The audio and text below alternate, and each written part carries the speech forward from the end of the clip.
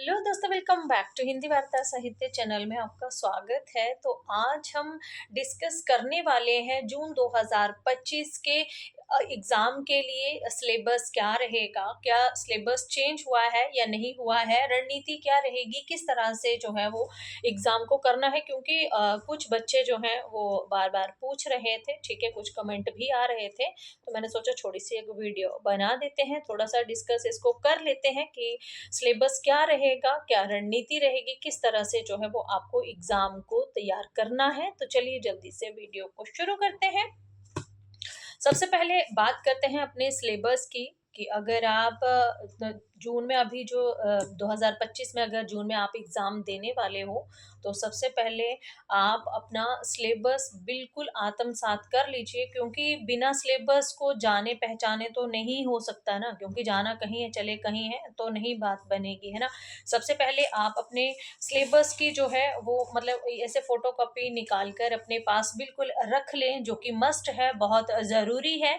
ठीक है, आपको 10 यूनिट्स जो है वो हिंदी के पेपर के लिए दी जाती हैं, जिसमें आपको 10 यूनिट्स जो है वो पूरी की पूरी कंप्लीट करनी होती हैं और बहुत अच्छे से कंप्लीट करनी होती हैं। तो चलिए देखते हैं।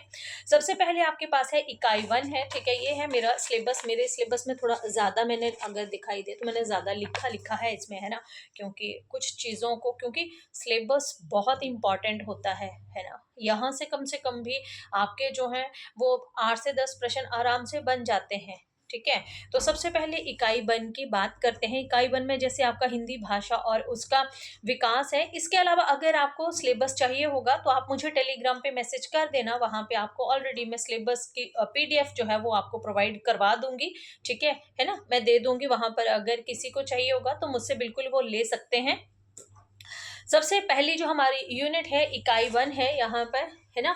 इकाई 1 है जिसमें आपको हिंदी की ऐतिहासिक पृष्ठभूमि, प्राचीन भारतीय आर्य भाषाएं, मध्यकालीन भारतीय आर्य भाषाएं, पाली, प्राकृत, शौरसैनी, अर्धमागधी, मागधी, अपभ्रंश और उनकी विशेषताएं जो हैं वो पढ़नी है, ठीक है। पुरानी हिंदी का संबंध है, आधुनिक भारतीय आर्य भाषाएं हैं, उनका वर्गीकरण है, ठीक है। हिंदी का भौगोलिक विस्तार है, हिंदी की उपभाषाएं हैं, ब्रज और अवधि की विशेषता को आपको पढ़ना है। हिंदी, उर्दू, दक्खनी, हिंदुस्तानी आदि सभी को आपको जो है वो बहुत अच्छे से पढ़ना है, ठीक है। हिंदी की स्वर्णिम व्यवस्था को पढ़ना है, आपको पता है खंड्य और खंडेतर हिंदी ध्वनियों के वर्गीकरण का आधार वो आपको पढ़ना है। हिंदी शब्द रचना, उपसर्ग, प्रत्यय, समास, हिंदी की रूप रचना, लिंग, वचन, ये सब आपको जो है यूनिट 1 में पढ़ना है। हिंदी भाषा और उसका विकास, ये है आपकी यूनिट 1, ठीक है। राष्ट्रभाषा क्या है, राष्ट्रभाषा और संपर्क भाषा क्या है, संचार माध्यम और हिंदी क्या है, कंप्यूटर और हिंदी क्या है, ठीक है। हिंदी की संवैधानिक स्थिति, देवनागरी लिपि, विशेषताएं और मानकीकरण, ये सारा आपका यूनिट 1 में है। फिर चलते हैं, आपका यूनिट 2 है, आपका ये देख लीजिए, ठीक है ना। मेरा तो सारा लिखा पड़ा है यहाँ पे, है ना। तो यूनिट 2 है आपका इकाई 2, हिंदी साहित्य का इतिहास। आपकी जो यूनिट 2 है ना, मतलब ऐसे समझो आप, ये बहुत बड़ी है। अगर आप इसको करने लगो ना, ठीक है, इसके लिए तो आपको पहले से ही थोड़ा सा मतलब हिंदी का ज्ञान।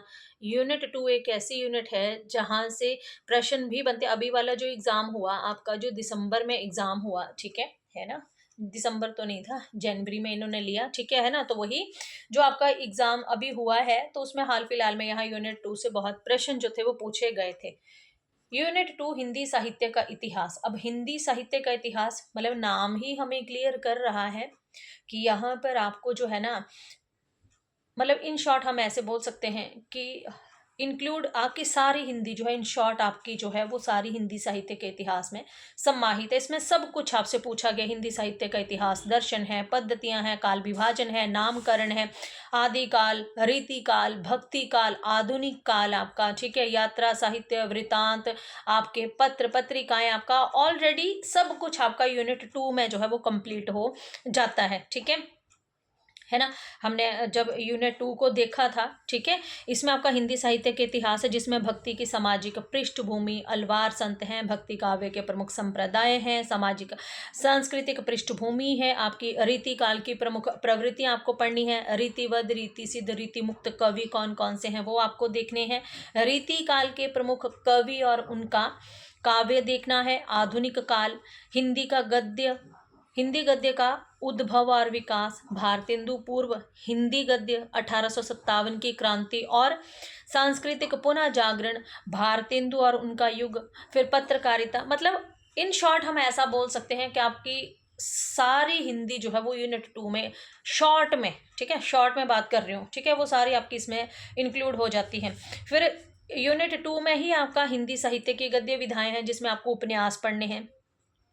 प्रेमचंद पूर्व उपन्यास है, प्रेमचंद और उनका युग है, प्रेमचंद के परवर्ती उपन्यासकार हैं, ठीक है, हिंदी कहानी का उद्भव और विकास ठीक है ना। फिर कहानियां हैं, नाटक है, निबंध है, हिंदी आलोचना है। आपको पता होना चाहिए, है ना, कि प्रेमचंद पूर्व उपन्यास, ये अगर आप उपन्यास पढ़ रहे हो, ठीक है, तो प्रेमचंद पूर्व उपन्यासकार कौन कौन से आते हैं आपको पता है? बाल कृष्ण भट्ट हैं, जगमोहन हैं, राधा कृष्ण दास हैं आपके, ठीक है, ये सारे ही आपके आते हैं। फिर हिंदी नाटक आप पढ़ रहे हो तो हिंदी नाटक आपको पता होना चाहिए शुरुआत कब से होती है, क्रम कहाँ से जो है वो कवियों का रहता है, ठीक है। स्वतंत्रोत्तर युग, साठोत्तर युग और नया जो आपका नया नाटक है, ठीक है, यहाँ कौन कौन से नाटक रखे गए हैं। हिंदी निबंध को आप पढ़ते हो तो हिंदी निबंध में कौन कौन से निबंधकार हैं, कौन कौन सी पत्रिकाएं जो है वो विशेष रूप से आपकी जो है वो हिंदी निबंध में चली थी। आपको पता है हरिश्चंद्र चंद्रिका हो गई, उदंत मार्तंड, ब्राह्मण, आपकी प्रदीप पत्रिका, बनारस अखबार, सारसुधा निधि, ये सारी पत्रिकाएं आपकी जो है वो हिंदी निबंध के अंतर्गत ही जो है वो सम्माहित हैं। फिर हिंदी आलोचना पे आप आते हो तो हिंदी आलोचना का उद्भव और विकास, समकालीन हिंदी आलोचना और उसके विभिन्न प्रकार, ठीक है। आलोचक में आपके जैसे नंदुलारे वाजपेयी हो गए, हजारी प्रसाद द्विवेदी हो गए, डॉक्टर नगेंद्र, रामविलास शर्मा, शिवदान सिंह चौहान हो गए, आगे आगे हो गए, ठीक है, ये आपके शुक्ल हो गए। ये क्या है आपके? ये आलोचक हैं, ठीक है ना। फिर उसके बाद हम चलते हैं आपका इसी में ही आपकी हिंदी की अन्य गद्य विधाएं, रेखा चित्र, संस्मरण, जैसा कि मैंने आपको बोला इन शॉर्ट में आपका सारा हिंदी साहित्य जो है वो यूनिट 2 में ही आता है, ठीक है ना। तो आप अगर हिंदी पढ़ते हो तो इतना तो आपको नॉलेज होगा भी, ठीक है।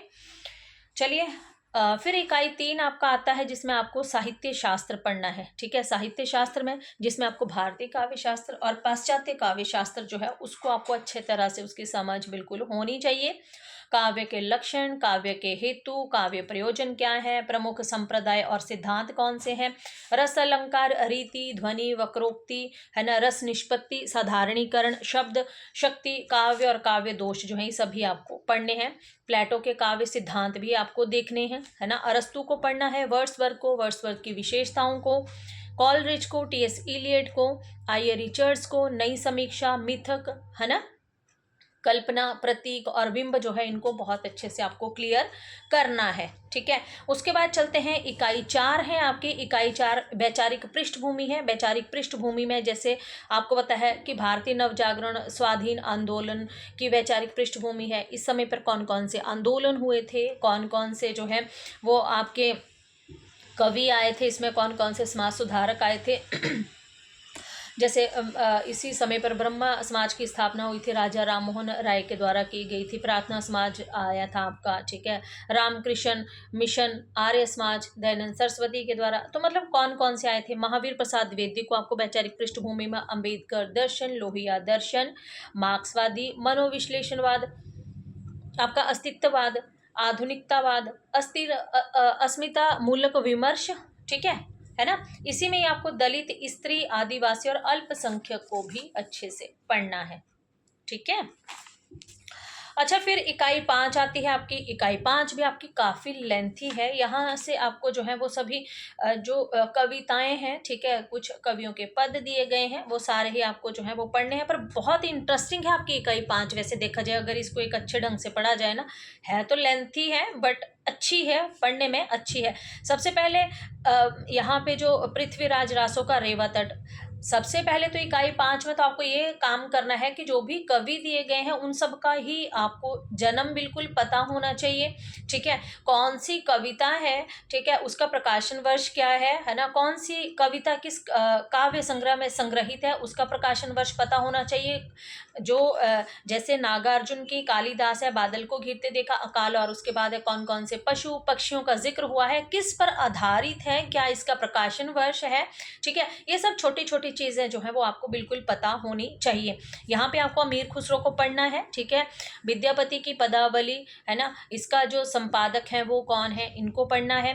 कबीर को पढ़ना है, जायसी को पढ़ना है, सूरदास को है ना पता होना चाहिए, जायसी का जन्म 1492 है, सूरदास का 1478, तुलसीदास का 1532। आपको तो ऐसे करना है अपना सिलेबस के मतलब आगे आप ऐसे लिख भी सकते हो। ठीक है, जैसा आपको सही लगे आप वैसा कर सकते हो, पर इसको बिल्कुल आत्मसात करना ही पड़ेगा।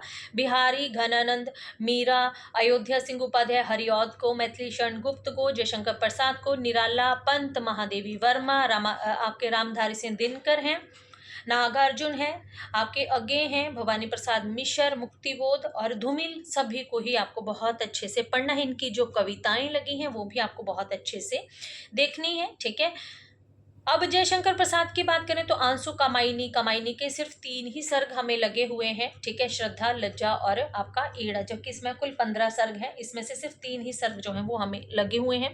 निराला का है जूही की कली, जागो फिर एक बार, स्रो स्मृति, राम की शक्ति पूजा, कुकुरमुत्ता, बांधो न नाव इस ठाव बंधु। ठीक है ना। सुमित्रानंदन पंत है, परिवर्तन, प्रथम रशिम, महादेवी वर्मा का बीन भी हूँ, मैं तुम्हारी रागनी भी हूँ, मैं नीर भरी दुख की बदली, फिर बिकल हैं प्राण मेरे, यह मंदिर का दीप, इसे नीरव जलने दो, द्रुत झरो जगत के जीर्ण पत्थर। ये इन्होंने सिलेबस महादेवी वर्मा के साथ दे दिया, जबकि इनका नहीं है, ये पंत की रचना आती है। ठीक है, ये पंत का है, ये है ना, ये जो कविता है द्रुत झरो जगत के जीर्ण पत्र, ये पंत की है, इन्होंने यहाँ पे दे दिया है इसको। दिनकर का आपको उर्वशी पढ़ना है, जिसका 3रा अंक लगा है हमें। ठीक है ना। रश्मिरथी को पढ़ना है। नागार्जुन का कालिदास, बादल को घिरते देखा, अकाल, और उसके बाद खुरदरे पैर, शासन की बंदूक, ठीक है, और मनुष्य हूँ। उसके बाद है आपका अगे का कलगी बाजरे की, यह दीप अकेला, हरिघास पर क्षण भर, असाध्य बीणा, कितनी नावों में कितनी बार। भवानी प्रसाद मिश्र का गीत फरूश और सतपुड़ा के जंगल। मुक्तिबोध का भूल गलती, ब्रह्म राक्षस, अंधेरे में। धूमिल का नक्सलवाड़ी, मोचीराम, अकाल दर्शन, रोटी और संसद। ठीक है, फिर आते हैं आपके बहुत प्यारे सी आपकी इकाई 6 आती है उपन्यास की। बहुत अच्छे हैं आपके उपन्यास। ठीक है, देवरानी जेठानी की कहानी। सबसे पहले तो उपन्यास तो मतलब पढ़ने का, देखो पहली बात तो ये, उपन्यास पढ़ने में आपको तो ना, जब तक आप मूल पुस्तक से पूरा उपन्यास नहीं पढ़ोगे तो नहीं बनेगी बात। ठीक है, दूसरी बात ये है कि अगर आप इन शॉर्ट करना चाहते हो, है ना, तो आप ऐसा कर सकते हो। वैसे तो इन शॉर्ट का अब टाइम ही नहीं रहा है, क्योंकि हर कुछ पूछते हैं। अगर आपको सही मायने में, अगर आप जेआरएफ की भी तैयारी कर रहे हो, तो आपको जो है वो, मतलब मैं तो नहीं बोलूँगी कि शॉर्टकट कर लो, क्योंकि शॉर्टकट काम नहीं आता है कभी भी, है ना। कोशिश करो कि आप जो है वो जो छोटे छोटे उपन्यास हैं आपके, उनको तो एटलीस्ट आप एक बार पढ़ लो, है ना। वैसे तो मैंने अपने यूट्यूब चैनल पर भी जो है वो शुरू किया है ना। मैं लांचल को मैं दे रही हूँ 3 या 4 पार्ट में वो खत्म होगा, काफ़ी लंबा है, 398 के आसपास पेज हैं उसके, तो टाइम लगेगा उसको। आप चाहें तो वहाँ से भी सुन सकते हैं। ठीक है, देवरानी जेठानी की कहानी उपन्यास छोटा ही है, ज़्यादा बड़ा नहीं, आप उसको आराम से पढ़ सकते हो। परीक्षा गुरु, फिर प्रेमचंद का गोदान पढ़ना है। इनमें इनका कवियों का जो यहाँ पे उपन्यासकार हैं, इनका जन्म, ठीक है, और यहाँ पे जो आपके उपन्यास है उनका समय, ठीक है, कौन कौन से स्थान आए हैं, कहाँ कहाँ की बात की गई है, विशेषता क्या है, किस आधार पर लिखा गया है। ठीक है, अच्छा, फिर आता है लाला श्रीनिवास दास का परीक्षा गुरु। भूमिका तो आपको पढ़नी ही पढ़नी है। ठीक है, ऐसा नहीं है कि एक बार भूमिका से प्रश्न नहीं आया तो आगे नहीं आएगा, ऐसा नहीं है, कुछ भी आता है, सब कुछ आता है। जब आपको सिलेबस दिया है तो उनकी मर्जी, वो कुछ भी पूछे, है ना, आपको तो सिलेबस को अच्छे से पढ़ना है। भूमिका तो पहले भी मैंने दी है, सभी की भूमिका आपको बहुत अच्छे से करके रखनी है। प्रेमचंद का गोदान है। आगे का शेखर एक जीवनी का भाग 1 ही हमें लगा हुआ है। हजारी प्रसाद द्विवेदी का है बाण भट्ट की आत्मकथा। ठीक है, उसके बाद है आपका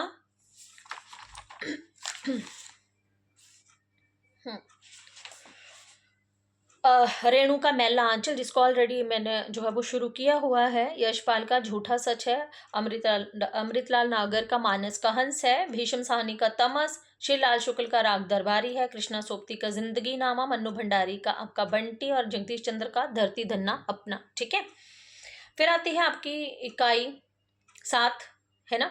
हिंदी कहानी है इसमें। आपको कुल 21 कहानियां जो है यहाँ पर लगी हुई हैं, पर कहानियां बिल्कुल छोटी छोटी हैं, से इजी रहेंगी। ठीक है, आपको चंद्रदेव से, राजेंद्र वाला घोष की चंद्रदेव से मेरी बातें, ठीक है, धुलाई वाली, एक टोकरी भर मिट्टी, राही, फिर प्रेमचंद की ईदगाह, दुनिया का सबसे अनमोल रतन, फिर राजा राधिका रमन प्रसाद सिंह का कानों में कंगना, चंद्रधर शर्मा गुलेरी का उसने कहा था, जयशंकर प्रसाद की आकाशदीप कहानी लगी है, जिनेन्द्र की अपना अपना भाग्य। बहुत अच्छी अच्छी कहानियां हैं। ठीक है, याद होना चाहिए आपको जिनेन्द्र का जन्म, अपना अपना भाग्य कब लिखा गया है, किस कहानी संग्रह में संग्रहित है, वो सब चीजें आपको पता होनी चाहिए। अज्ञे का गैंग्रीन है। शेखर जोशी का, ठीक है, कोशिका घटवार। और उसके बाद आपका कृष्णा सोपती का सिक्का बदल गया। हरिशंकर प्रसाई का इंस्पेक्टर माता दिन चांद पर। ज्ञान रंजन का पिता। कमलेश्वर का राजा निर्वंशिया। और निर्मल वर्मा का परिंदे कहानी जो है वो आपको लगी हुई है। ये आपको बहुत अच्छे से याद होनी चाहिए। ठीक है ना। उसके बाद आपकी इकाई 8 आती है, जिसमें बात करते हैं हम। ठीक है, आपको भारतेंदु हरिश्चंद्र का नाटक है ये, अंधेर नगरी नाटक लगा है। और भारत दुर्दशा, जयशंकर प्रसाद का चंद्रगुप्त, स्कंदगुप्त, ध्रुव स्वामिनी, धर्मवीर भारती का अंधा युग, लक्ष्मी नारायण लाल का सिंदूर की होली, मोहन राकेश का आधे अधूरे और आषाढ़ का एक दिन, है ना, हबीब तनवीर का आगरा बाजार, सर्वेश विद्याल सक्सेना का बकरी, शंकर शेष का एक और द्रोणाचार्य, उपेंद्र नाथ अश्क का अंजो दीदी, और मन्नू भंडारी का महाभोज जो है ये आपको लगा हुआ है। ठीक है ना, तो ये आपने याद रखने हैं। ठीक है,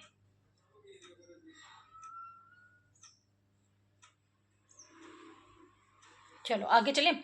आपको कुल 14 नाटक जो हैं वो लगे हुए हैं। ठीक है, आगे चलते हैं। आगे आपके हिंदी निबंध हैं। ठीक है, हिंदी निबंध में आपके निबंध भी आपके ज़्यादा, मतलब थोड़े बड़े हैं पर इतने ज़्यादा भी नहीं है। अब बड़े तो है ही, लगे हैं तो ऑलरेडी बड़े हैं ही हैं वो थोड़े से, पर फिर भी आपका काम है उनको पढ़ने का, है ना। भारतेंदु का दिल्ली दरबार दर्पण, भारत भर्ष की उन्नति कैसे हो सकती है, प्रताप नारायण मिश्र का शिव मूर्ति, बाल कृष्ण भट्ट है यहाँ पे, जबकि ये बाल मुकुंद गुप्त हैं आपके शिव शंभू के चिट्ठे लगा हुआ है आपको। रामचंद्र शुक्ल का कविता क्या है, हजारी प्रसाद द्विवेदी का नाखून क्यों बढ़ते हैं, विद्यानिवास मिश्र का मेरे राम का मुकुट भीग रहा है, अध्यापक पूर्ण सिंह है मजदूरी और प्रेम, कुबेरनाथ राय का उत्तर फाल्गुनी के आसपास, विवेकी राय का उठ जाग मुसाफिर, नामबर सिंह का संस्कृति और सौंदर्य निबंध आपको लगा हुआ है। फिर आती है इकाई 10, जो कि बहुत महत्वपूर्ण है। ठीक है, क्यों महत्वपूर्ण है, क्योंकि यहाँ से भी आपके कम से कम जो है वो 5 से 6 प्रश्न आराम से बन जाते हैं। ठीक है, राम वृक्ष बेनीपुरी का माटी की मूर्तें, ये रेखा चित्र है। विधा आपको पता होनी चाहिए, जन्म पता होना चाहिए, माटी की मूर्तें विधा क्या है। ठीक है, कितने रेखा चित्र हैं, कौन कौन से रेखा चित्र का कौन कौन सा पात्र आता है वो भी आपको पता होना चाहिए। महादेवी वर्मा है, ठकुरी बाबा है उनका, ये भी रेखा चित्र है। तुलसी राम का मुरधैया है, ये आत्मकथा है उनकी, बहुत प्रश्न आता है यहाँ से आपको। ठीक है, फिर शिवरानी देवी का प्रेमचंद घर में है, मन्नू भंडारी का एक कहानी ये भी, विष्णु प्रभाकर का आवारा मसीहा है आपका। ठीक है ना। और इसी तरह से आगे आपकी इकाई 10 में जो है, मेरा इकाई 10 का आगे वाला पेज शायद पता नहीं कहाँ चला गया, है ना, यहाँ तो है नहीं। ठीक है, तो इसी तरह से आपको इकाई 10 में जो है कुछ और चीज़ें भी दी गई हैं, जिनको आपको बहुत अच्छे से आत्मसात करना है। ठीक है, इसके साथ साथ ही हमारा जो नया बैच है वो शुरू हो गया है। अगर आप एनरोल होना चाहते हैं, हमारी क्लास में जुड़ना चाहते हैं, तो आप मुझे टेलीग्राम पर मैसेज कर सकते हैं।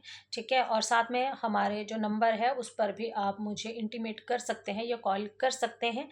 ठीक है, तो चलिए, अगर किसी को सिलेबस चाहिए होगा तब भी वो मुझे टेलीग्राम पर मैसेज कर सकता है, वहाँ पर आपको सिलेबस प्रोवाइड करवा दिया जाएगा। ठीक है, तो चलिए मिलते हैं नेक्स्ट वीडियो में, तब तक के लिए धन्यवाद।